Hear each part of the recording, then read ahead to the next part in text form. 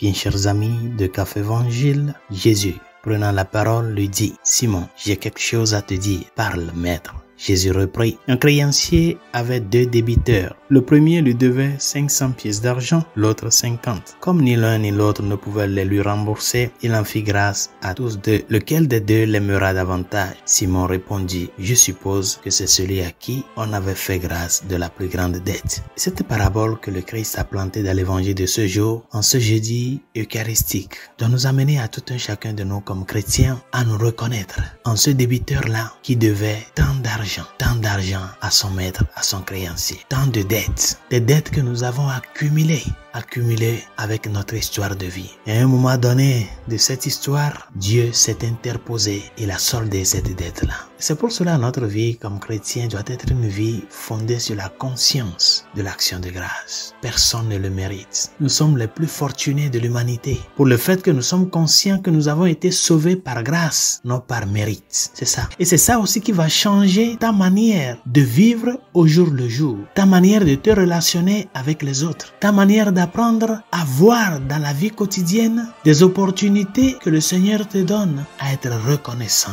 à être gratifiant, à être humble. Que pouvons-nous faire à Dieu qui nous a fait tant? Comme le dit le psalmiste, comment rendre grâce au Seigneur pour le bien qu'il m'a fait? Notre première forme d'être reconnaissant envers Dieu, c'est de faire bon usage des grâces qu'il nous a obtenues par le mystère de sa passion. Quand Zacharie, le père de Jean-Baptiste, après cette épreuve-là de 9 mois d'être muet pour son incrédulité devant la parole de Dieu, quand le moment est venu, quand il a contemplé avec ses yeux et a expérimenté la grandeur de l'amour de Dieu, une fois que ses langues se sont déliées, les premières paroles qui sont sorties de sa bouche sont celles-ci: béni soit le Dieu d'Israël qui visite et rachète son peuple. Chers amis, ce sont des paroles très profondes, très grandes. Ce sont des paroles d'une personne qui à un moment donné de sa vie a touché du doigt qu'ici là c'est Dieu qui agit. Et nous tous, nous avons des preuves comme ça de notre vie où nous pouvons clamer: béni soit le Dieu d'Israël, béni soit le Dieu de Jésus-Christ qui en son Fils nous a visités. Il continue de te visiter au jour le jour dans les petites choses, sur les pas de cette dame-là, de cette femme de l'évangile de ce jour, qui en rentrant, la première chose qu'il a faite, c'est de manifester sa gratitude à Dieu.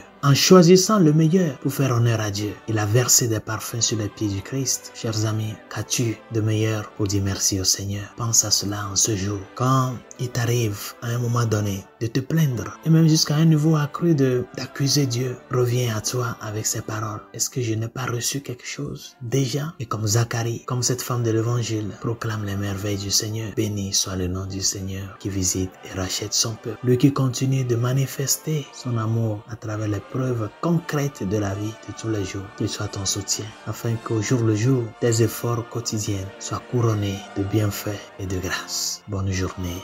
Dieu vous bénisse.